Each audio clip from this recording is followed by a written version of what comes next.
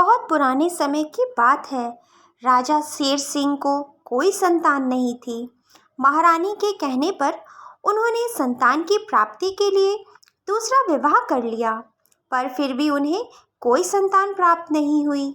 महारानी के कहने पर राजा ने तीसरा विवाह भी कर लिया, पर तीसरी महारानी से भी कोई संतान प्राप्त नहीं हुई। इस बात से राजा बहुत दुखी हो गए और अपनी महारानी से कहने लगे, महारानी, क्या हमारे नसीब में संतान सुख नहीं है? तब महारानी ने दिलासा देते हुए कहा कि हमें ऊपर वाले पे भरोसा रखना चाहिए, हमें संतान अवश्य होगी। दूसरे दिन राजा ने पूरे नगर में ऐलान करा दिया कि कोई भी व्यक्ति अगर उन्हें संतान प्राप्ति का उपाय बताता है और उसके उपाय से अगर संतान की प्राप्ति हुई तो उस व्यक्ति को मुंह मांगा इनाम दिया जाएगा। यह खबर पूरे नगर में फैल गई और दूर दूर से लोग आने लगे, अपना अपना उपाय बताने लगे, पर किसी से भी कुछ ना हुआ। यह खबर एक जंगल में रहने वाले तांत्रिक बाबा के कानों पर पड़ी। फिर वे राजा के पास पहुँचे और बोले कि राजन, तुम्हें जो समस्या है मैं उसका निवारण करने आया हूँ। तब राजा बोलता है, क्या सच में बाबा मुझे संतान प्राप्ति हो सकती है? पर मेरी एक शर्त है। बाबा, मुझे हर शर्त मंजूर है, बस आप मुझे एक पुत्र दे दीजिए। राजन, मैं तुझे एक नहीं बल्कि 3 पुत्र दूंगा और उन 3 पुत्रों में से मुझे एक पुत्र चाहिए। बाबा, मैं आपको वचन देता हूँ, अगर मेरे 3 पुत्र हुए तो मैं उनमें से एक पुत्र आपको दे दूंगा। बाबा ने तीनों रानियों को एक एक नींबू दिया और वहाँ से चले गए। कुछ दिनों बाद तीनों रानियों ने पुत्र को जन्म दिया, पर छोटी रानी का पुत्र बहुत अजीब दिखने में था। यह सुनकर पूरे राज्य महल में हाहाकार मच गया कि छोटी रानी ने क्या पैदा किया है। पर राजा ने बिना किसी भेदभाव के उस बच्चे को भी गले लगाया। पूरे राज्य में बातें होने लगी, पर राजा पर इस बात का कोई असर नहीं पड़ा। यह मेरी संतान है, कोई कुछ भी बोले, मुझे उससे फर्क नहीं पड़ता। पर महाराज, पूरे नगर में यही बात चल रही है कि छोटी रानी ने क्या पैदा किया है। महाराज, ऐसे में हमारी नाक कट जाएगी। अगर आप हमारी माने तो महारानी को महल से कहीं दूर ठहरने का इंतजाम करा दिया जाए। ऐसे सारे नगर वाले बोल रहे हैं। मंत्री, हमें इतने वर्षों बाद संतान हुई है, भगवान ने चाहे उसे जैसा भी बनाया हो, इसमें उसकी क्या गलती? पर महाराज, ऐसा तो हमें करना ही पड़ेगा। महाराज ने अपने दिल पर पत्थर रखकर रानी को कहीं दूर ठहरने के लिए बोल दिया।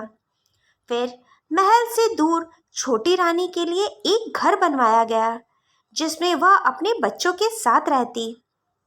फिर छोटी रानी उस घर में रहने लगी। महाराज भी अपने बच्चे से मिलने के लिए रोज आया करते थे।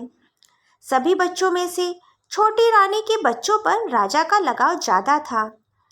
अब तो दोनों राजकुमार भी अनोखे राजकुमार का मजाक उड़ाते। अरे, यह कैसा दिखता है? ना तो यह जानवर लगता है, ना कोई इंसान लगता है। हाँ हाँ, इसे देखकर तो लगता ही नहीं कि यह हमारा भाई है।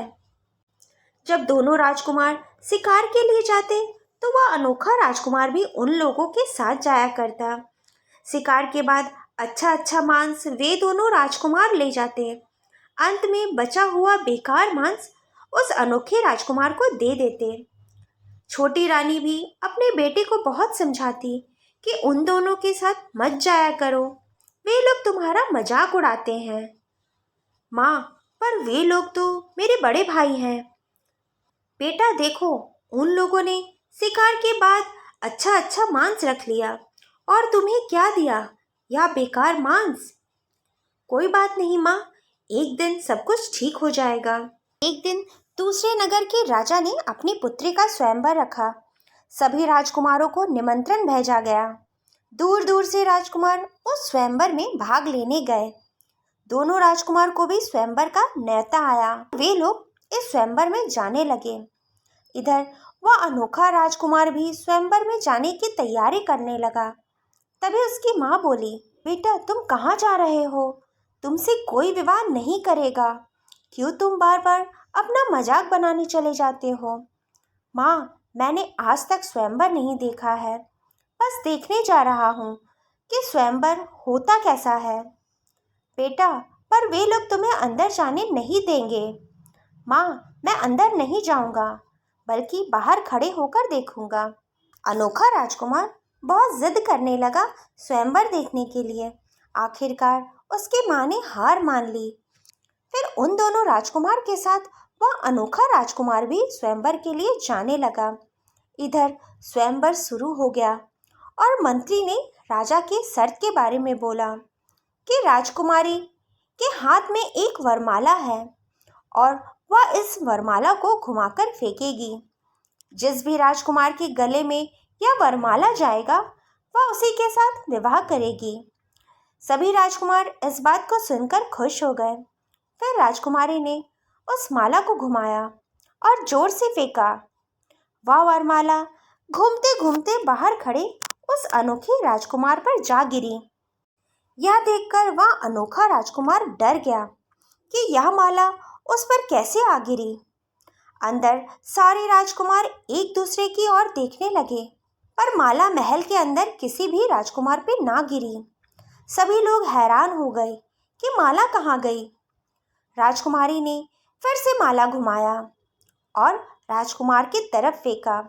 इस बार भी माला बाहर खड़े अनोखे राजकुमार के गले पर जा गिरी।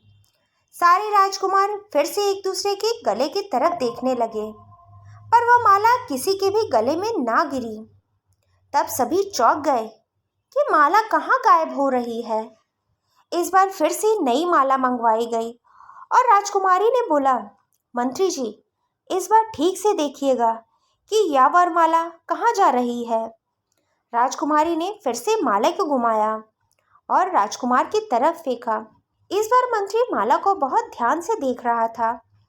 वह माला फिर से बाहर उस अनोखे राजकुमार के गले पे जा गिरी। मंत्री पीछे पीछे उस माला के गया और उसने देखा कि वह तीनों माला अनोखे राजकुमार के गले में है। मंत्री उस अनोखे राजकुमार को राजा के पास ले गए। राजकुमारी ने उन्हें पहचान लिया कि यह पड़ोसी राज्य के राजकुमार हैं, जो अनोखे पैदा हुए थे। इसके बारे में तो सभी कोई जानते हैं, और अगर मेरी किस्मत में इन्हीं के साथ विवाह होना लिखा है तो यही सही। मुझे इनके साथ विवाह करना मंजूर है। पर बेटी, उनके साथ तुम्हारा विवाह कैसे हो सकता है?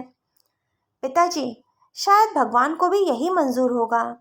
आप देख रहे हैं कि मैंने जो भी तीनों मालाएं फेंकी है वह तीनों इन्हीं के गले में है। दरबार में इतने राजकुमार आए हुए हैं, पर फिर भी यह तीनों मालाएं इन्हीं के गले में कैसे चली गई? यह कोई आम बात नहीं हो सकती। मैं तो इन्हीं के साथ विवाह करूंगी। राजा भी अपनी बेटी की बात मान गए और उन दोनों का विवाह हो गया। फिर अनोखा राजकुमार अपनी पत्नी को लेकर अपने घर चला गया और अपनी माँ को सारी बात बताता है। मेरी बहू तो बहुत खूबसूरत है। उसी रात राजकुमार और राजकुमारी सोए हुए थे। तभी अनोखे राजकुमार उठकर कहीं जाने लगे और राजकुमारी की भी नींद खुल गई और वह उनके पीछे जाने लगी। राजकुमार जाते जाते एक झरने के पास पहुंच जाते हैं और सही समय का इंतजार करने लगते हैं। जैसे ही आसमान पर चांद निकला, उस चांद की रोशनी उस अनोखे राजकुमार पर पड़ी। उसकी चमक से अनोखा राजकुमार का कवच हटकर एक सुंदर सा राजकुमार अंदर से निकला। अपना कवच वहीं छोड़कर वह झरने में स्नान करने चला गया। यह सब राजकुमारी छिपकर देख रही थी। फिर वापस अपने महल लौट आई। कुछ देर बाद वह अनोखा राजकुमार भी उस कवच को पहनकर वापस लौट गया और आकर सो गया। दूसरे दिन राजकुमारी ने महारानी को सारी बात बताई। यह तुम क्या बोल रही हो? यह राज तो मुझे आज तक नहीं पता चला। हाँ माँ, मैं सच बोल रही हूँ। अगर आपको मेरी बात पर विश्वास ना हो तो आज रात आप खुद देख लेना। नहीं बहू, मुझे तुझ पर पूरा विश्वास है। पर माँ, उन्होंने यह कवच क्यों पहना हुआ है? बेटा, आज जैसे ही वह कवच उतारेगा तुम वह कवच छुपा देना। ठीक है माँ। दूसरे दिन वह राजकुमार फिर से आधी रात को उठकर उस झरने के पास जाने लगा और राजकुमारी भी उसके पीछे पीछे जाने लगी। राजकुमार जैसे ही वह कवच उतारकर स्नान करने को गया, राजकुमारी ने पीछे से वह आकर उठा लिया। कवच उठाते वक्त उसके हाथ कट गए और हाथों से खून निकलने लगा। फिर वह कवच को लेकर महल वापस लौट गई। राजकुमार जैसे ही स्नान करके लौटा, उसे अपना कवच वहां दिखाई न दिया। फिर वह सोचने लगा, यहाँ कौन आया होगा? किसने मेरा कवच लिया है? राजकुमार ने देखा वहां खून गिरा हुआ है। खून के पीछे जाने लगा। वह समझ गया कि जिसका यह खून है उसी ने मेरा कवच लिया होगा। वह उस खून के पीछे जाने लगा। खून के निशान उसी के घर पास जा रहे थे और उस निशान का पीछा करते करते वह अपने कमरे तक पहुंच गया और उसने देखा उसके पत्नी के हाथ कटे हुए हैं। राजकुमार सब कुछ समझ गया कि उसकी पत्नी ने ही यह कवच लिया होगा। राजकुमार ने अपनी पत्नी से क्षमा मांगी कि उसने यह राज उसे नहीं बताया। पर तुम मेरा कवच वापस दे दो। पर आपने यह बात मुझसे क्यों नहीं बताई? मेरे सपने में हमेशा एक साधु महाराज आते हैं और उन्होंने भी मुझे यह राज बताने को मना किया है। अगर यह राज मैंने किसी को बताया तो हमारी प्रजा का सर्वनाश हो जाएगा और मुझे उस साधु के साथ भी जाना पड़ेगा। वह मुझे ले जाएंगे और मुझे इस श्राप से मुक्ति दिलाएंगे। आप मुझे मेरा कवच वापस दे दो। पर मेरे पास तो कोई कवच नहीं है। नहीं, वह कवच तुम्हारे पास ही है और मुझे दे दो। राजकुमारी बार बार इनकार करती रहती। ऐसे करते करते सुबह हो जाती है। आखिरकार राजकुमार ने हार मान ली और सबको अपना राज बता दिया। यह सुनकर सभी लोग खुश हो गए। कुछ दिन बाद वह तांत्रिक बाबा महल में पहुंचे। राजा ने उनका स्वागत किया और उनके आने का कारण पूछा। राजा, तुझे अपना वचन याद है ना? मैं वही लेने आया हूँ। हाँ बाबा, मुझे याद है। मुझे आपको एक पुत्र देना है। राजा ने अपने दोनों पुत्र को बुलाया। यह लीजिए बाबा, आप इन दोनों पुत्र में से जिसे ले जाना चाहते हैं आप ले जाइए। मुझे इनमें से कोई नहीं चाहिए, बल्कि तुम्हारा तीसरा पुत्र चाहिए। नहीं बाबा, आप उसे मत ले जाइए। मैं उसके बिना नहीं जी पाऊंगा। मुझे वह बचपन से ही अधिक प्रिय है। आप उसे मत ले जाइए। इन दोनों में से आप जिसे ले जाना चाहते हैं आप ले जाइए। राजा ने बहुत मिन्नती की। तब बाबा ने गुस्से में बोला, तू अपना वचन नहीं निभाएगा? याद कर, तू संतान के लिए दर दर भटक रहा था। मेरी ही इच्छा से तुम्हें 3 पुत्र हुए। यदि मैं चाहूँ तो तेरे तीनों पुत्रों को भस्म कर सकता हूँ। इतना सुनकर राजा चुप हो गया और उसने अपने तीसरे बेटे को बुलाया। बाबा उसे लेकर अपने साथ चले गए और अपने स्थान पर आ गए और बोला, बेटा, मैं स्नान करने जा रहा हूँ। मुझे पूजा करना है। मेरे आने से पहले तुम यहाँ की साफ सफाई कर देना और उसके बाद आग जलाकर इस कढ़ाई में तेल गरम कर दे। पर बाबा, इतना तेल किस लिए? मुझे उसमें जड़ी बूटी डालकर दवाई तैयार करनी है। फिर वह तांत्रिक स्नान करने चला जाता है और राजकुमार वहाँ की साफ सफाई करने लगता है। फिर उसने आग जलाई और बड़े से कढ़ाई में तेल गर्म करने रख दिया। सफाई के दौरान उसे एक कमरा दिखा। वह कमरा राजकुमार ने जैसे ही खोला, उसमें तो बहुत सारे हड्डियों के कंकाल पड़े हुए थे। यह देखकर राजा घबरा गया।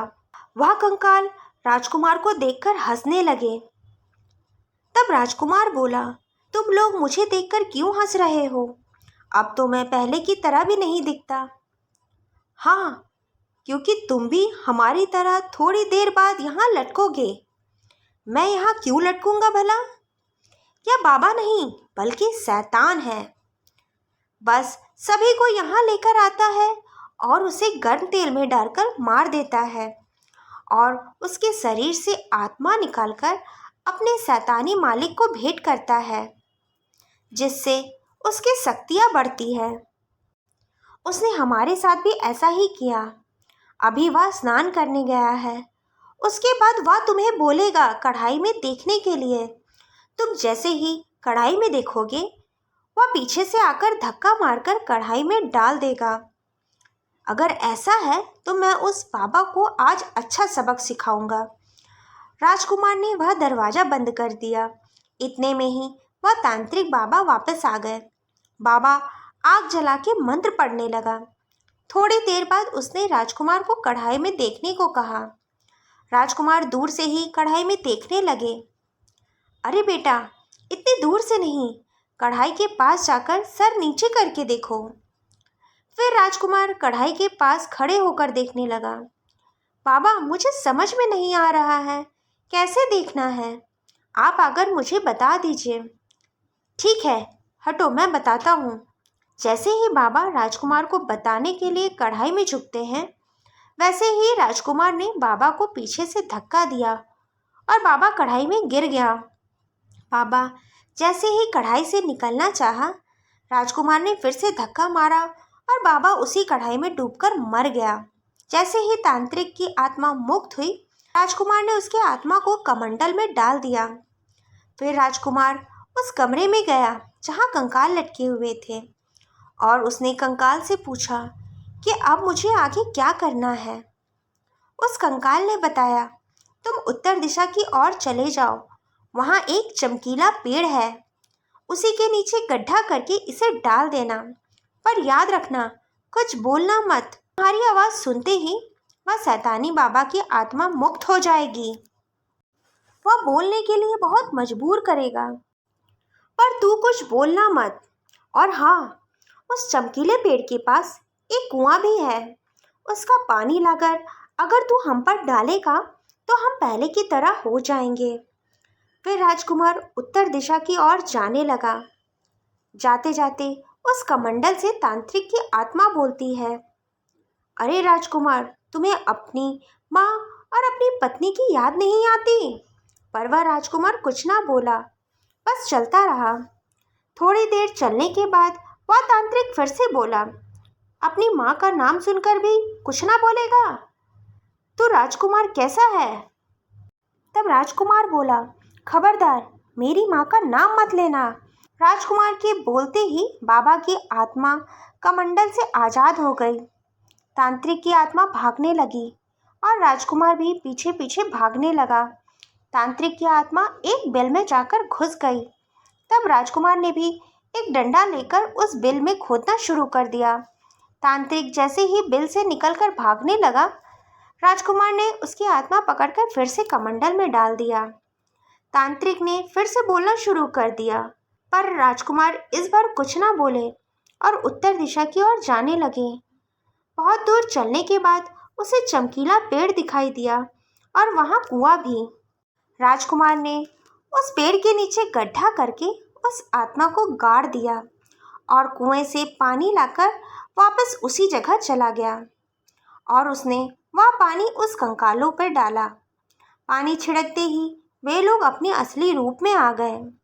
फिर राजकुमार अपने महल वापस लौट आया। राजा तो अपने पुत्र को देखकर चौंक गया। फिर राजकुमार ने सारी बात बताई। राजा ने अपनी पत्नी, अपने बेटे और बहू को महल बुला लिया और सभी लोग मिलजुल कर रहने लगे। तो दोस्तों, कहानी कैसी लगी हमें कमेंट करके ज़रूर बताएं और अगर अच्छी लगी तो लाइक और सब्सक्राइब करना ना भूलें। राधे राधे।